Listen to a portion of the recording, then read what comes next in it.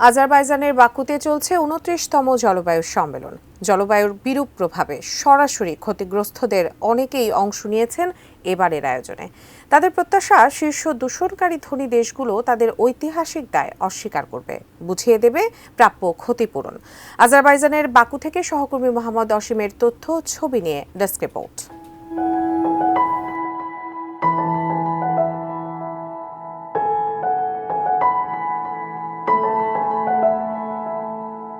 বাংলাদেশের পটুয়াখালীর কলাপাড়ার দুলালী এখন আজারবাইজানের বাকু নগরীতে।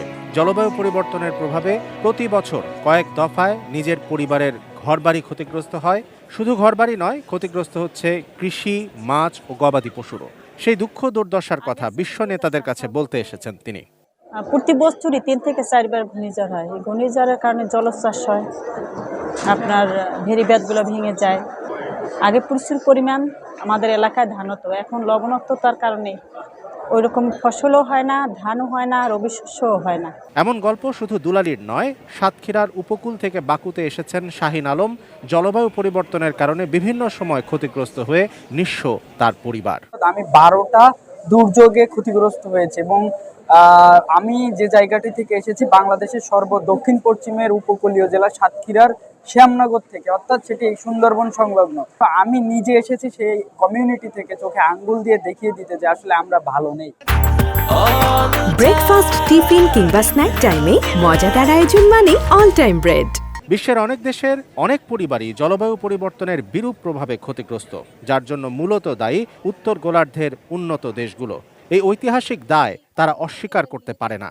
ক্ষতিগ্রস্ত দেশগুলোকে সহায়তা করা উন্নত দেশের দায়। তাদের ইকোনমি গ্রো করার জন্য তারা যে ক্ষতিটা করছে, সেই ক্ষতিটার জন্য যদি আমরা সাফার করি তাহলে that's not fair, right? So আমরা চাচ্ছি এবারের আউটকামটা, আমরা যাতে লস এন্ড ড্যামেজেস নিয়ে কথা বলতে চাই। আমরা লোন চাই না, আমরা ফান্ড চাই, আমরা ফান্ডও চাই না, আমরা লস এন্ড ড্যামেজেস চাই।